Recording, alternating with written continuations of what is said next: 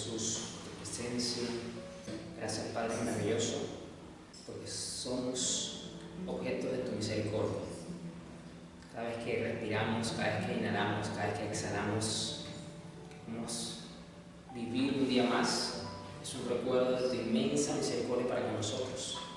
Cada vez que el sol toca nuestro ser, Señor, o la luna, Señor, nos acobija de noche, es recordándonos tu inmenso poder, tu inmensa presencia, Señor, acompañándonos siempre por medio de tu Espíritu Santo. Gracias, Padre, porque tenemos el privilegio de venir a tu casa, de venir a congregarnos, Señor, alrededor de tu nombre. Bendito, Señor, eres por sobre todas las cosas por permitirnos semejante privilegio, Señor. Ayuda a tu pueblo el día de hoy, Señor, que se congrega, que exalta tu nombre, para que tengan la intención correcta a la hora de venir a tu casa, para que tengan la motivación correcta, para que tengan el enfoque correcto de centrarse en ti, Señor, de depositar todas sus cargas delante de tu presencia, para que así sean edificados, sean alimentados, reciban esperanza, gozo, plenitud, Señor. Que toda ansiedad, toda preocupación y toda angustia que puede ser un obstáculo, Señor, para tener esa relación más sólida contigo el día de hoy, Señor, pueda cesar. Que tú puedas establecer y fundamentar sus almas a través de tu palabra, Señor, para que crezcan en la esperanza viva de salvación y en la gracia, Señor, en la que nos encontramos. Que esa fe se solidifique en sus almas, en sus corazones, Padre. Que nadie salga hoy, Señor, sin ese bocado de pan vivo que sale de tu boca, Señor, porque no solo de pan natural, de comida, vivirá el hombre, sino de toda palabra que sale de tu boca. Y hoy es un día para escuchar tu palabra, Señor, para apreciar tu palabra, para atesorar tu palabra. Así que ayúdanos, Señor, a prestar atención, que todo nuestro ser, alma, cuerpo y espíritu esté concentrado en este momento, Padre. Que hoy entendamos una vez más y para siempre que la adoración y la alabanza no es durante la música, Señor, en aquellos que tienen música, sino es aquella vida que tenemos cuando la música no está presente. Esa es la adoración, Señor, a través de la obediencia que tú demandas de nosotros. Espíritu Santo, ayúdanos, Espíritu Santo, a seguir viviendo de esa manera, a manifestar el carácter de Cristo, para gloria y honra de tu nombre, Señor. Padre, yo te quiero pedir también este día por aquellos que están delante de tu pueblo, aquellos que tú has llamado, Señor, como líderes, como obispos de tu casa, Padre, que son los primeros servidores, Señor, que con un temor reverente puedan servir la mesa, esa mesa que tú has preparado para cada uno de tus hijos.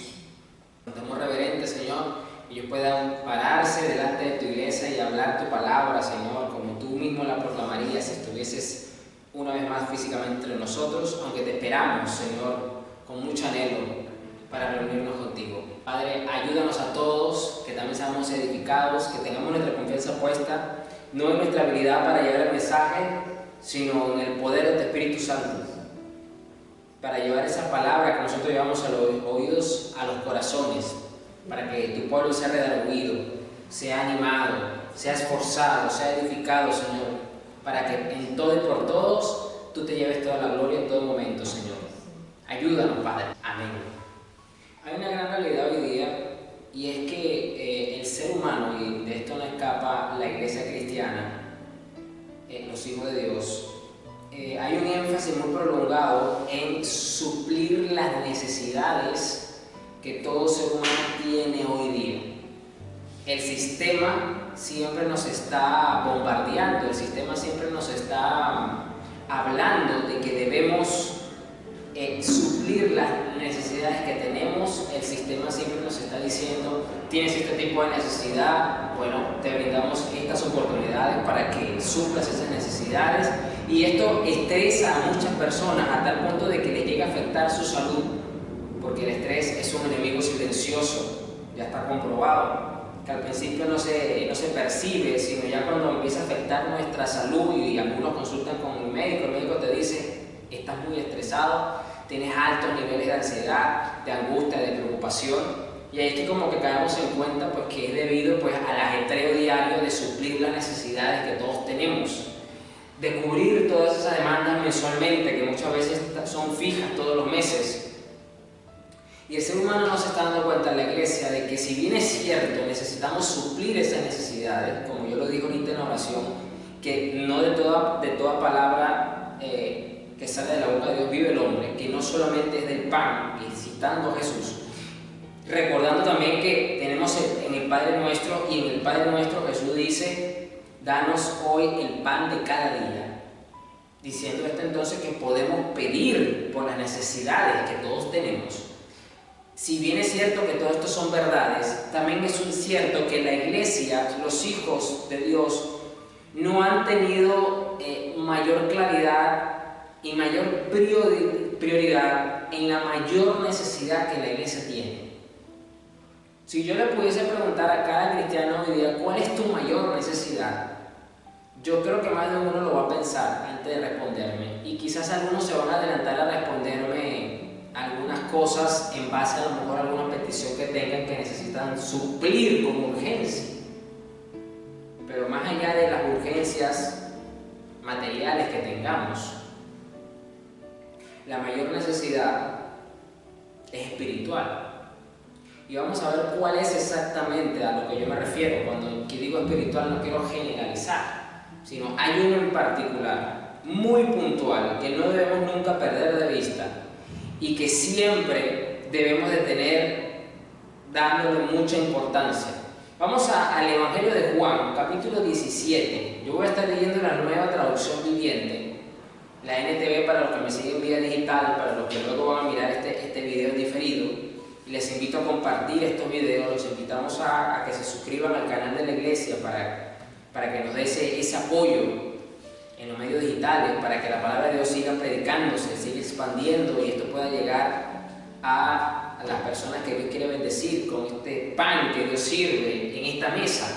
Así que lo invitamos a entrar a nuestro canal de YouTube, Ministerio Sembradores de Vida, y ahí pues va a encontrar mucho material que puede bendecir y sabemos que va a bendecir su vida.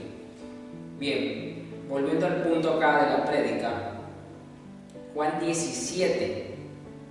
Este es un capítulo bastante conocido del Evangelio de Juan, porque Jesús hace una oración y básicamente el apóstol Juan la plasma en su integridad. Es una oración no corta, si usted se pone a ver, es un poquito larga. Y el versículo 1 dice: después de decir todas esas cosas, Jesús miró al cielo y dijo. Es decir, el apóstol resalta que después de Jesús enseñar, inmediatamente miró al cielo y oró. Aquí hay una enseñanza tremenda, y es que usted no puede orar al cielo con los ojos puestos en la tierra. Usted tiene que orar con los ojos puestos en el cielo, indicando entonces que una oración eficaz es aquella que tiene toda la atención y la concentración puesta arriba, de donde viene nuestro socorro. El problema es que hay muchos cristianos que precisamente por buscar rápidamente suplir necesidades, todavía tienen los ojos puestos en la tierra y están orando hacia arriba. No se puede. Y dijo: Padre, ha llegado la hora. Glorifica a tu Hijo para que Él, a su vez, te dé la gloria a ti, pues le has dado a tu Hijo autoridad sobre todo ser humano. Él da vida eterna a cada uno de los que tú le has dado. Versículo 3. Y la manera de tener vida eterna es conocerte a ti, el único Dios verdadero, y a Jesucristo, a quien tú enviaste a la tierra. ¿De qué trata la vida eterna? La vida eterna no es simplemente tomarla de forma literal para decir que vas a ser inmortal, que vas a ser eterno nuevamente, que vamos a celebrarte 897 años. Yo no sé cómo vamos a hacer con esa torta para meter 897 velitas. Yo creo que va a tener que ser una de forma simbólica, porque no hay tanto espacio para tanta vela. No se trata simplemente de entonces de pasar toda la eternidad junto con los ángeles cantándole a Dios, como algunos de una forma muy superficial quieren explicar o se imaginan lo que es tener vida eterna. Aquí Jesucristo nos da una explicación muy clara y es el centro de este mensaje, porque Él dice en el versículo 3, luego de decir que el Padre da vida eterna a cada uno de los que le ha dado, el Hijo le da vida eterna a todos los que el Padre le ha dado al Hijo. Y en el versículo 3 amplía esas palabras diciendo, y la manera de tener vida eterna es conocerte a ti. La mayor necesidad que el Hijo de Dios tiene, que la iglesia tiene, que el cristianismo tiene, no es suplir todas las necesidades físicas o materiales para que el mundo vea que Dios es bueno. Eso no es. La mayor necesidad que tú y yo tenemos es que tú y yo podamos conocer a Dios mejor cada día. Y de esa forma tú demuestras que tienes vida eterna.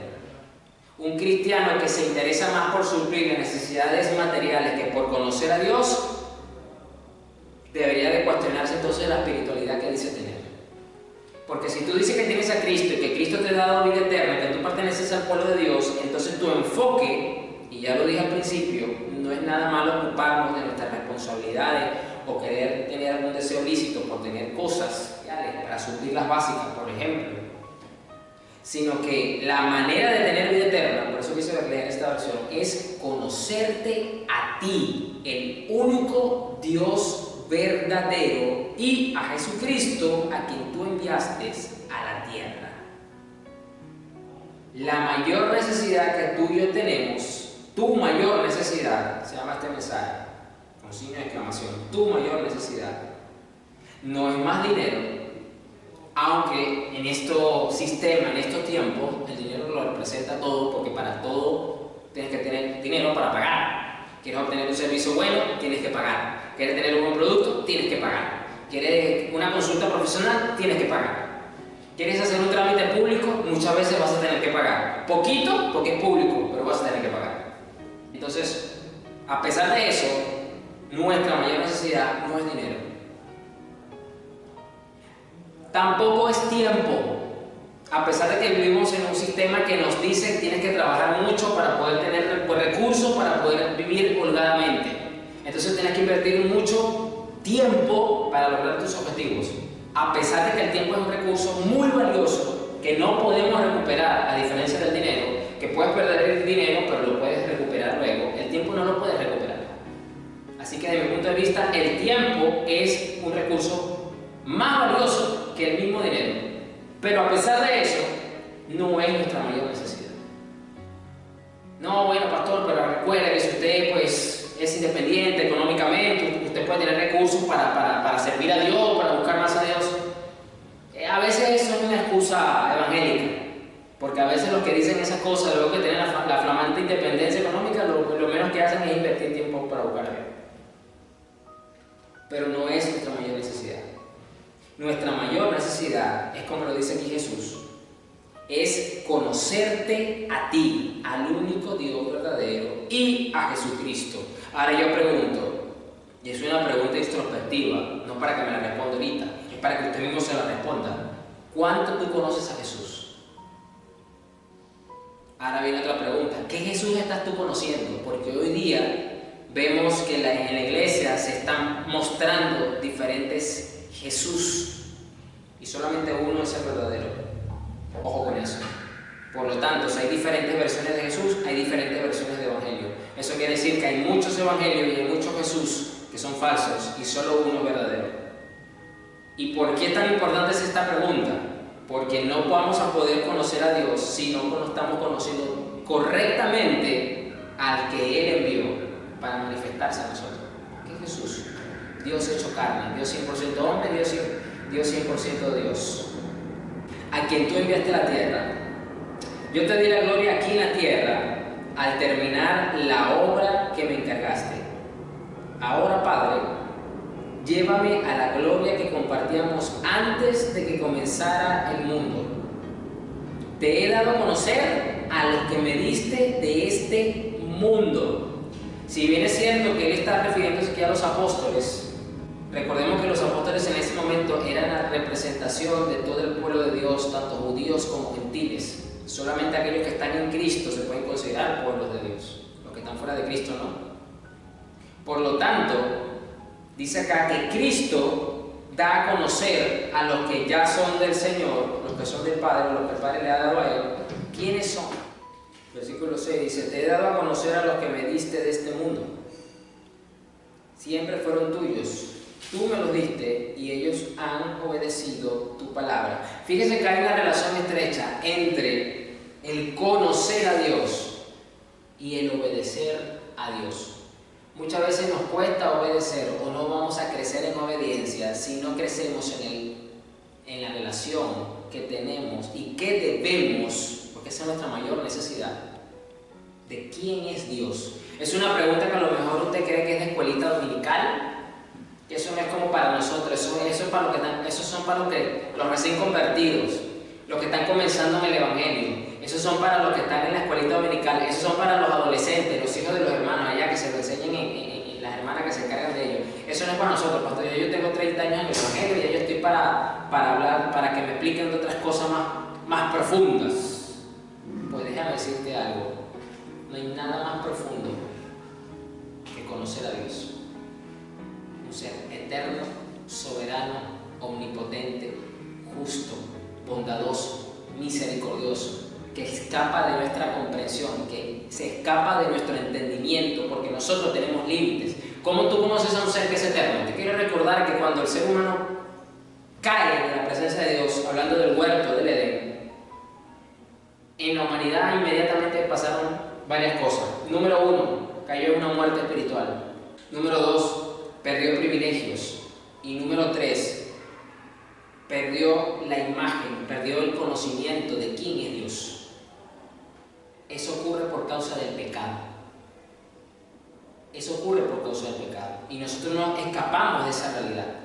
Pastor, pero ya somos seres perdonados, somos seres redimidos, somos seres ahora que estamos comprados por la sangre de Cristo y pertenecemos al pueblo de Dios. Correcto, es una afirmación correcta. Pero todavía estamos bregando con los vestigios del pecado. Estamos bregando con una naturaleza pecaminosa que se opone a que conozcamos a Dios. Por lo tanto, es una necesidad enorme la que tenemos. Esa es nuestra mayor necesidad.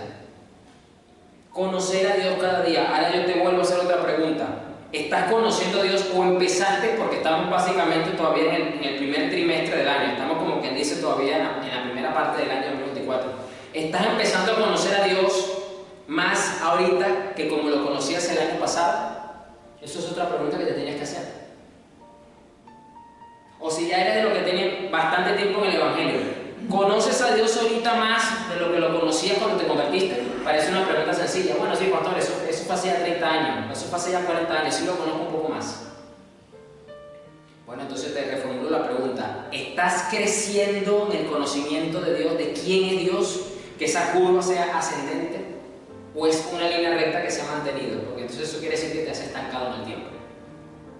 Porque no sigues creciendo en ese conocimiento. Y aquí yo no me estoy refiriendo al conocimiento informativo como que si fuera una biblioteca, sino a ese conocimiento relacional con Dios. Porque en la medida en la que usted conoce a alguien, usted se enamora de esa persona, usted se deja admirar por esa persona, usted se deja impresionar por esa persona. Y a usted se le hace más fácil muchas veces en comprender a esa persona y le obedece. Te he dado a conocer a los que me diste de este mundo. Siempre fueron tuyos, tú me los diste y ellos han obedecido tu palabra. Ahora saben que todo lo que tengo es un regalo que proviene de ti. En la medida en la que tú conoces mejor a Jesucristo, de esa misma forma vas a conocer mejor al Padre y vas a entender y comprender mejor el Evangelio. ¿Por qué? Porque la salvación es por gracia, es un regalo. ¿Qué quiere decir eso entonces? Que se te va a hacer más fácil, más perfecto, más correcto, vas a comprender el Evangelio. Y mire que hoy día hay muchas distorsiones de lo que es el Evangelio, lo dije hace rato. Hay muchas versiones del Evangelio hoy día cabalgando por la iglesia. Pero eso es debido ¿a qué? A que tienen una imagen distorsionada de quién es Dios. Yo tuve hace meses una conversación con una persona que nació en el seno de un hogar cristiano y le ocurrió algo fuerte. O sea, al principio pues había logrado adquirir un bien importante, material, y estaba todo bonito, color de rosa, gloria a Dios, aleluya, ¿no? Típico.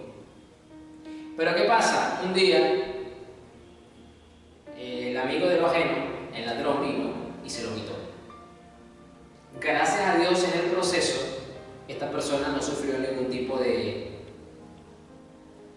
de daño físico, ¿no? Solamente sufrió el daño de que perdió este bien. Esta persona que es cristiana conversa conmigo y me dice que había hecho un pacto con Dios de que si aparecía un carro, era un carro que le había quitado, esta persona iba a servir a Dios, iba a ser mucho más comprometida, iba a asistir mucho más a la iglesia. Yo me le quedé por un momento meditando en sus palabras y yo le dije, tengo que decirte varias cosas. Le dije, tengo que darte una noticia, el carro no va a aparecer. Y esto no te lo estoy profetizando, porque yo no soy profeta, no me hace falta tampoco serlo. Y ahora te voy a dar las razones de por qué el carro no va a aparecer. Número 1, porque tú estás pretendiendo negociar con Dios.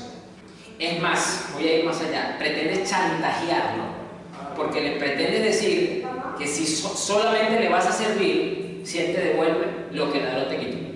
O sea que si no te lo devuelve, tú no le vas a servir más nunca en tu vida. Tú no vas a buscar más su presencia, tú ni siquiera te vas a congregar más. Eso es un chantaje.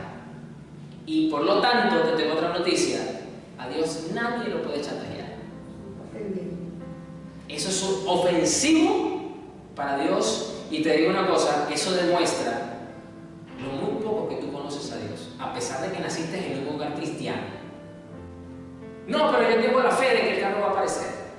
Yo le digo, bueno, esa es tu fe, pero déjame decirte que estás usando mal la fe que hemos recibido, porque con la fe tú no le puedes doblar el brazo a Dios, ni con la oración, ni con cualquier otra virtud celestial que hayamos recibido. No se puede. Efectivamente, no hablé más con esa persona, pasó el tiempo y siguió pasando el tiempo y el carro no apareció. ¿Cuál fue la actitud que esta persona tomó? Pues hoy día esta persona no está ni siquiera ya pues, en ese lugar de trabajo ni nada, su condición personal cambió, y es una persona pues que está molesta con Dios, tiene una actitud malcriada con Dios, berrinchera, como decimos en Venezuela, porque no me diste lo que yo quise, entonces yo ahora te ignoro. Sí, se puede decir un poco que está un poco apartado. Entonces, ¿pero a qué se debe eso? A que precisamente tienen poco conocimiento de Dios, a pesar de venir de un hogar cristiano, porque esta persona nació en un hogar cristiano básicamente, porque desde muy niño sus padres se convirtieron a Cristo y básicamente pues lo llevaban para la iglesia, sirvió, etc. ¿Pero qué demuestra esto hoy día? Que esto es a pequeña escala, es la condición de buena parte de la iglesia. Lamentándolo mucho, su mayor necesidad no era en este caso Dios, era un vehículo. Y esta persona no se ha dado cuenta de esta condición que tiene. Versículo 7, ahora saben que todo lo que tengo es un regalo que proviene de ti. Versículo 8, porque les he transmitido el mensaje que me diste. Ellos aceptaron el mensaje y saben que proviene de ti y han creído que tú me enviaste. Solamente cuando tú conoces a Dios y lo vas conociendo mejor cada día más, vas a poder tener una apreciación y vas a poder dominar la palabra de forma más correcta. Esto es fundamental. Y vuelvo al versículo 3, que es la base y es la esencia de este mensaje, las palabras de mi Señor Jesús. Y la manera de tener vida eterna es conocerte a ti. Si tú quieres saber si tú tienes la vida eterna, pregúntate si tú conoces a Dios y pregúntate cuánto te estás esforzando por conocerlo cada día más. Pregúntate si el conocer a Dios cada día más y el conocer a Jesús cada día más, como lo dice aquí él mismo, es tu mayor necesidad. O es una de tantas, pero que ni siquiera está en el top 3, por decírtelo así. Esta es tu mayor necesidad, es mi mayor necesidad, porque de eso está hablando acá Jesús. Eso es lo que yo veo acá de mi Señor Jesús. Ok, vamos unos capítulos más atrás. Esto tiene un contexto mucho mayor. Vamos a Juan 14. Ahí mismo en el Evangelio de Juan, unos capítulos más atrás, 3 capítulos más atrás nada más. 14, versículo 1. Vamos a otro capítulo bastante conocido, específicamente un versículo en particular, que se usa mucho inclusive para evangelizar. Lo usan bastante, lo he escuchado bastante. Hasta yo en un momento lo llegué a usar bastante para evangelizar. Pues yo diría que toda la Biblia se puede usar para evangelizar, desde Génesis hasta Apocalipsis. Solo que hay unos versículos que como que son un poco más directos quizás en la idea que quieres transmitir y los usas más con frecuencia. Pero toda la Biblia es buena para evangelizar.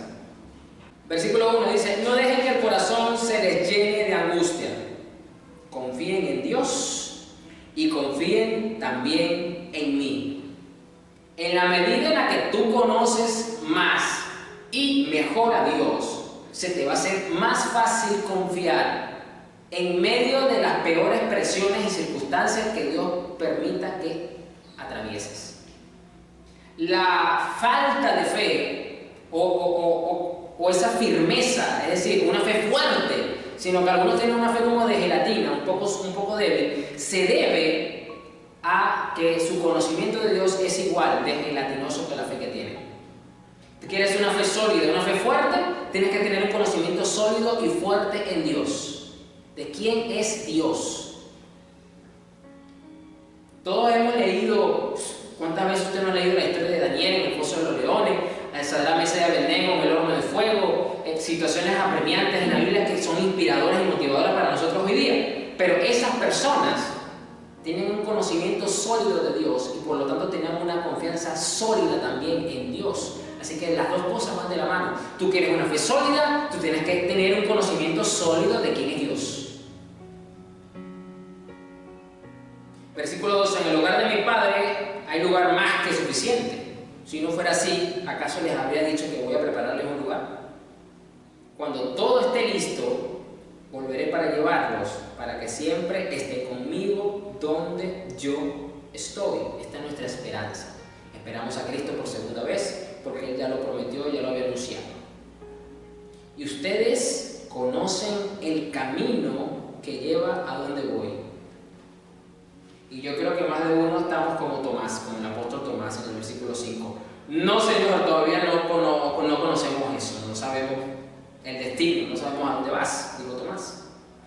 No lo conocemos. No tenemos ni idea de a dónde vas.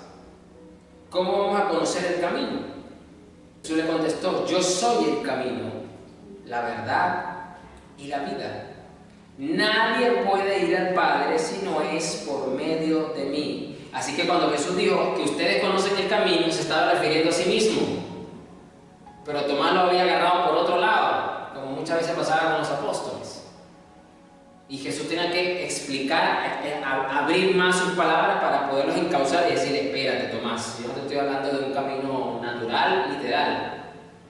Ese camino soy yo, por eso digo que ustedes conocen el camino, porque ustedes me conocen a mí. Yo soy el camino, la verdad y la vida. Nadie puede ir al Padre si no es por medio de mí. Esto tiene más relación porque dice: me voy a prepararles un lugar en la morada de mi Padre, porque yo soy el camino para llegar allá. Si ustedes realmente me conocieran, también sabrían quién es mi Padre. Fíjese la relación que hay en este versículo 7 de Juan 14 con Juan 17, versículo 3, donde Jesús dice que tener la vida eterna es conocer al Padre y a Él. Y aquí dice: si ustedes me conocen a mí, saben quién es el Padre. Entonces, tú y yo tenemos que no solamente conocer a un Jesús histórico, a un Jesús cultural. Tú realmente tienes que conocer vivencialmente quién es este Jesús. ¿Quién es ese que es anunciado por los profetas en el Antiguo Testamento? ¿Quién es ese que se reveló, que se le dio cumplimiento en el Nuevo Testamento?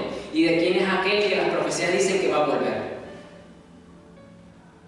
Y le repito, no me estoy refiriendo a un conocimiento intelectual, a un conocimiento académico, sino a un conocimiento relacional que tenían que tener. Si ustedes realmente me conocieran, también sabrían quién es mi Padre. De ahora en adelante ya lo conocen y lo han visto. Conocer a Jesús, ver a Jesús, es ver y conocer al Padre. Versículo 8, ahora saltó el apóstol Felipe: Señor, muéstranos al Padre y quedaremos conformes. Primero salta Tomás: bueno, Señor, yo no sé cuál es ese camino, o sea, yo no sé por qué aerolínea te vas a ir, yo no sé si te vas a ir vía terrestre, si vas a por un ticket, te vas a ir en lancha. No, toma, yo no estoy hablando de caminos terrenales. Ahora salta Felipe y dice, bueno, Señor, pero muéstranos al Padre, ya estamos listos, ya cumpliste. Señor, muéstranos al Padre, que haremos conforme. Versículo 9. Y Jesús respondió, Felipe, he estado con ustedes todo este tiempo y todavía no sabes quién soy. Yo me atrevería a hacer esta misma pregunta a muchos cristianos, a muchos pastores y a muchas organizaciones cristianas. Viven predicando la Biblia, dicen que son cristianos y todavía no saben quién es Él. Hazte esta pregunta, ¿tú sabes quién es Jesús? Pastor que a lo mejor va a ver este mensaje, o líder, diácono, no sé, obispo. ¿Sabes quién es Jesús? Indistintamente al tiempo que tengas. Y mira que se lo está diciendo Jesús a Felipe, que ya tenía 3 años y medio con él, para arriba y para abajo, prácticamente las 24 horas. Aquí los evangélicos vienen 3 veces a la iglesia nada más, dependiendo de las iglesias. Y aún así, me atrevería a decirle que si conocen a Jesús. Respóndase esta pregunta usted mismo, hágase esta pregunta usted mismo. Póngase en los zapatos de Felipe en ese momento como que si Jesús le está hablando a usted. ¿Todavía no sabes quién soy? Los que me han visto a mí, han visto al Padre. No vas a poder conocer al Padre si no conoces a Jesús. Otra pregunta, versículo 10. ¿Acaso no crees que yo estoy en el Padre y el Padre está en mí? Es una forma de decir, el Padre y yo somos uno. El que me ha visto al Padre. Las palabras que yo digo no son mías, sino que mi Padre, quien vive en mí, hace su obra por medio de mí. Solo crean que yo estoy en el Padre y el Padre está en mí, o al menos crean por las obras que me han visto hacer. Yo soy el camino, yo soy la verdad y la vida. Yo soy el camino por el cual vamos yo soy el camino, es Jesús diciéndonos, por aquí vamos a transitar. Es interesante esta frase, yo soy el camino de Jesús. ¿Sabes por qué? Porque en el libro de Hechos, la primera vez que se hace mención al cristianismo como una secta judía, se les denominaba los del camino. Todavía no se nos reconocía como cristianos. Todavía el término cristianismo no existía, se nos decía los del camino. Y a los cristianos le decían los que andan por el camino. Así era reconocida nuestra fe en los tiempos del libro de los Hechos. Más adelante es que se establece ya oficialmente el término cristianismo y cristianos. Pero al principio nos decían los del camino. Y Jesús dijo, yo soy el camino. Un pequeño dato histórico bastante interesante y relevante. Yo soy la verdad. Esa verdad absoluta, esa verdad de quién es Dios, que muchas religiones dicen definir a Dios, muchas religiones te dicen supuestamente quién es Dios, el único que te puede definir correctamente y te va a permitir entender a mayor profundidad quién es Dios, es Jesús, porque Él es la verdad de Dios, hecha carne. Y yo soy la vida. ¿Cuál vida? La vida eterna. ¿Y qué dijo Cristo más adelante, capítulo 17? La vida eterna es que te conozcan a ti y a Jesucristo, a quien tú enviaste. Entonces esa verdad que nos lleva a conocer quién es Dios, es solamente está en Cristo.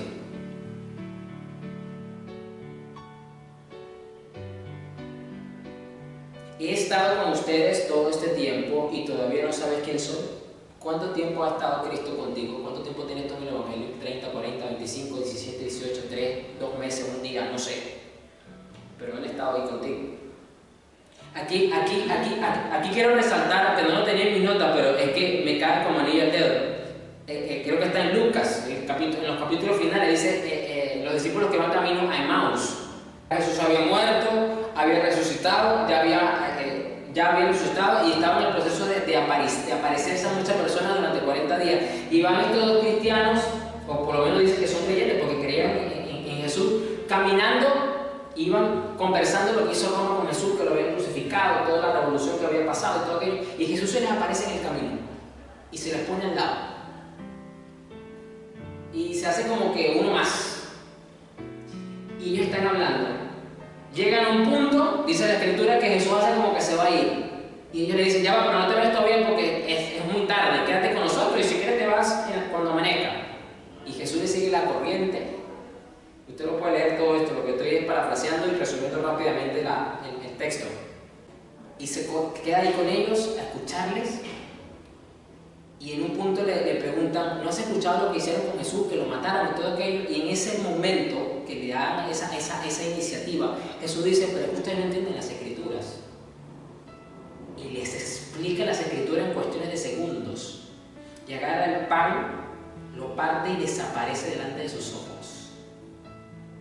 Y dicen los discípulos, ¿no ardía nuestro corazón cuando nos explicaba las Escrituras y fueron abiertos sus ojos al entendimiento? Vieron a Jesús. Vieron a Jesús. Igualmente nos puede pasar con nosotros. Podemos estar caminando dentro de nuestra iglesia, caminando según nuestra devoción cristiana, con Jesús al lado y no nos damos cuenta que lo tenemos al lado, que está ahí con nosotros. Porque nuestra percepción es diferente. Tremendo. Vamos a Colosenses 2. Vamos a hablar de la epístola de Pablo a Colosenses 2. Sigo leyendo la NTV, la versión NTV. Colosenses 2, versículo 6. Tu mayor necesidad, definitivamente, que es conocer a Jesús y conocer al Padre cada día. Esa es tu mayor necesidad. No puede ser una necesidad más del montón. No puede ser una necesidad más que de vez en cuando suples para calmar tu conciencia evangélica. Toda tu vida depende. Si tú dices tener la vida eterna, pues debes suplir esa gran necesidad que siempre la vas a tener. Colosenses 2, versículo 6 dice, por lo tanto, de la manera que recibieron a Cristo Jesús como Señor, ahora deben seguir sus pasos. Versículo 7, arraíguense profundamente en Él y edifiquen toda la vida sobre Él. Arraíguense profundamente en Él. Echen raíces profundas en Cristo y edifiquen toda la vida sobre Él. Tú no vas a poder tener raíces profundas y levantar un gran edificio cimentado sobre la roca inconmovible que es Cristo, si no te preocupas por satisfacer la mayor necesidad que tienes de conocerle. La vida de un creyente me habla de cuánto conoce a Dios. Usted quiere saber si un creyente es maduro en la fe, si un creyente tiene una relación sólida con Cristo y le conoce, mire su vida. Mire su vida. Evidentemente no lo vas a poder conocer todo a fondo. Quizás vas a poder ver algunos rasgos, pero vas a tener un discernimiento bíblico, un discernimiento claro de cuánto conoce una persona a Cristo en la forma en la que vive. La forma en la que vive un cristiano ya te habla de cuánto conoce al Dios que dice que tiene. ¿Qué tan profundo lo conoce? ¿O qué tan superficial lo conoce? ¿O qué partes de su vida tiene edificada en Cristo y cuáles no tiene edificada en Cristo? Ojo con eso. Pero aquí dice que todo aquel que está en Cristo debe, es un deber, es un mandato apostólico, arraigarse profundamente en Él y edificar toda la vida sobre Él. ¿Y cuál va a ser la consecuencia directa? ¿Cuál va a ser el beneficio directo de eso? Entonces la fe de ustedes se fortalecerá en la verdad que se les enseñó. Vas a crecer en la fe. La fe tuya va a ser sólida, va a ser fuerte. Muchas veces esas inestabilidades en la fe que el creyente tiene está arraigado íntimamente a que muy superficialmente todavía tiene un conocimiento de quién es Dios. Voy a ir más allá. Muchos creyentes tienen un conocimiento de Dios de una forma denominacional. Porque los pentecostales lo enseñan de una forma, porque los bautistas lo enseñan de otra forma, porque los presbiterianos lo enseñan de otra forma. Le voy a decir una cosa, en el cielo no hay presbiterianos, no hay pentecostales, no hay bautistas, en el cielo hay hijos de Dios, hay cristianos, no hay secciones organizacionales de los hijos de Dios. Bueno, aquí los bautistas los tengo por un lado, por aquí tengo los pentecostales, el Señor dice, no, por acá tengo los... No, allá hay una hasta de esos, a veces, barreras denominacionales. Nos tenemos que separar si muchas veces queremos tener un conocimiento más sólido de Dios. Y con esto yo a usted no le estoy diciendo que deje su denominación, sino que no permita que eso sea una traba, sea un obstáculo, que quizá le queda limitar a conocer más a Dios profundamente. Hasta eso, tenemos que tenerlo en consideración. Entonces la fe de ustedes se fortalecerá ¿en qué? En la verdad que se les enseñó. En la verdad que se nos enseña. En la verdad que usted encuentra en las Escrituras. ¿Cuál es esa verdad? Usted desde Génesis hasta Apocalipsis usted va a encontrar a Cristo. Si usted no lo sabía, todos los libros te apuntan a Cristo de alguna forma. La pregunta es que hayas hallado a Cristo en esos libros. Ese es otro tema. Pero desde Génesis 1 hasta Apocalipsis lo vas a ver. ¿Por qué? Porque la Biblia te habla de Dios, no te va a hablar de más nadie. Luego, ¿qué dice? Y rebosarán de gratitud. Un creyente que todavía sigue bregando con la queja, un creyente que le sigue costando ser agradecido, es porque necesita con urgencia aumentar su relación y su conocimiento de Cristo y del Padre. ¿Cómo usted se explica que dos personas metidas en las mazmorras de las cárceles del Imperio Romano, que eran totalmente inhumanas, eran totalmente insalubres, eran lo peor que pudiera pasar, ni siquiera los animales los metían en esas cárceles, donde el rayo del sol pasaba por rendijas muy pequeñas, eran totalmente inhumanas porque las cárceles no les limpiaban la sangre de los presos anteriores? Esas cárceles por lo tanto tenían infecciones, tenían humedad, tenían insectos, o sea, era un cuadro bastante deplorable. Encima, a Pablo y a Silas los encarcelaron con cepos, con cadenas que los ataban de pies y de manos en una posición física bastante incómoda ya después de cierto tiempo, que empieza a ser dolorosa. Y estas personas, en vez de pegar gritos de alarido, en vez de ponerse a insultar a los soldados romanos, en vez de ponerse a maldecir al César del imperio, se pusieron a cantar a la medianoche. Humanamente hablando, eso parece una actitud de locos. No parece una actitud normal de un ser humano, según el estándar de este mundo. Y dice que estas dos personas se pusieron a cantar. No nos dice qué es lo que estaban cantando, solo dice que se pusieron a cantar. Pero, entendiendo un poco la tradición judía, conociendo un poco los salmos, que tenemos 150 salmos ahí, nos damos cuenta que muchos de ellos llevaban al judío a ser agradecido con Dios, indistintamente de lo que haya pasado. Así que podemos entonces asumir en parte que la actitud del apóstol Pablo en medio de su canto era agradecer, a pesar del cuadro que ya acabo de explicar. Y aún así, lo hacían. ¿Cómo es posible esa actitud de parte de una persona en las condiciones que ya describí?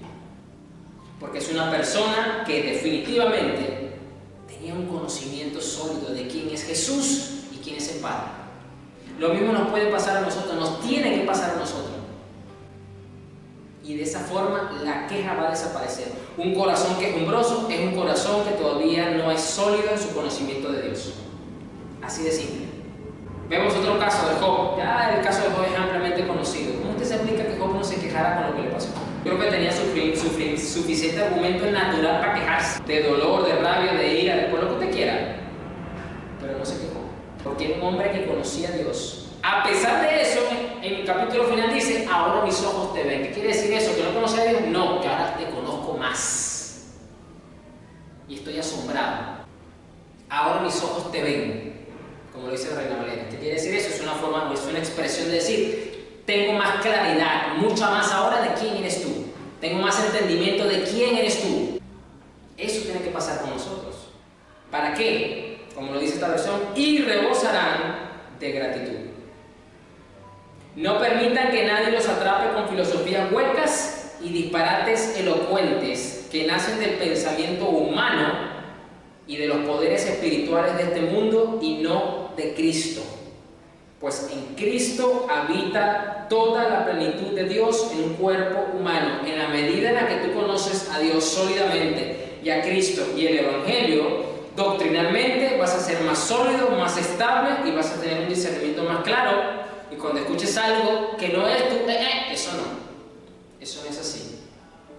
Eso no es de Dios, eso no es bíblico, eso no es conforme al carácter divino. Así no actuaría la enseñanza apostólica. O sea, vas a tener ese criterio, lo vas a tener. Y de esa forma vas a tener tú un filtro mucho más riguroso para saber qué enseñanzas tomar y cuáles no. Y no te vas a tragar todo lo que dicen hoy día los predicadores de YouTube, por ejemplo. Y no vas a ser de los cristianos que a todos le dicen amén. No se le tiene que decir amén a todo, porque amén significa que así sea. Es decir, tú estás afirmando, estás confirmando lo que esa persona está diciendo. Y eso es delicado, porque tenemos una responsabilidad delante de Dios de la preservación de la doctrina, porque Pablo dice en Corintios que la iglesia es columna y baluarte, es decir, y cofre, si usted no entiende la palabra baluarte, es cofre de la verdad. La iglesia sostiene la verdad y la protege. Y cuando tú dices amén, tú estás diciendo entonces, como garante de la verdad, que eso es así. Tú lo estás certificando. Entonces no podemos decir amén, no podemos usar el amén de forma tan ligera. Porque a veces se usa de forma emocionalista. Amén, yo lo recibo. Pero no debe ser así. Así que volviendo al principio, volviendo a Juan 17, versículo 3, ya estamos por concluir. La mayor necesidad que tú y yo tenemos, definitivamente, es conocer al Padre y a aquel a quien Él ha enviado, que es Cristo Jesús, a la tierra. Esa es tu mayor necesidad y es la que nos debe de robar el sueño realmente. Es donde nos tenemos que ocupar realmente, es donde tenemos que invertir tiempo, espacio, todo lo necesario para suplir mayor esa necesidad. Juan 17, versículo 3. Así que repitas esas preguntas. Estoy conociendo yo, empecé a conocer a Dios este año más de lo que lo empecé a conocer el año pasado. Conozco a Dios más ahorita de lo que lo conocí el año pasado. Tengo una imagen más clara de quién es Cristo de lo que lo tenía hace 5 años atrás, 10 años atrás, no sé. Porque si no logras responder con sinceridad y honestidad a esas preguntas, vas a tener serios problemas espirituales de aquí en adelante. O ya lo estás teniendo y no te has dado cuenta. Así que esto es nuestra mayor necesidad. Si usted y yo decimos tener la vida eterna, como lo dice Cristo ahí, pues usted debe enfocarse en conocer más al que te dio la vida eterna y al que lo envió. Amén. Vamos a orar. Padre, gracias por tu inmensa misericordia, por mostrarnos, Señor, que verdad nuestro enfoque principal, nuestra mayor necesidad que debemos procurar siempre suplir, no son aquellos bienes materiales o servicios que requerimos, Señor, sino que en tu misericordia tú no los das, sino es conocerte a ti, Señor. Que podamos realmente entender que por causa del pecado se nos dificulta conocerte y que por lo tanto solamente a través de Cristo, con la ayuda de tu Espíritu Santo y por medio de tu palabra, Señor, es que podemos satisfacer esa gran necesidad de saber quién eres tú, Señor, de qué has hecho con el Evangelio que predicaste, Señor, y tomar con seriedad y correctamente tu palabra, Padre. Señor, para que así seamos garantes de tu palabra y seamos verdaderos predicadores, Señor, de quién eres tú. Padre, que podamos entender y comprender cada día más esta verdad, Señor, para que así seamos esa lumbrera que tu iglesia está necesitando en estos tiempos, Señor, en medio de tanta distorsión de tu palabra y de tu evangelio, Señor. Ayuda a tu pueblo, bendícelos de esta manera, Señor, cada día más, para gloria y honra de tu nombre, Padre.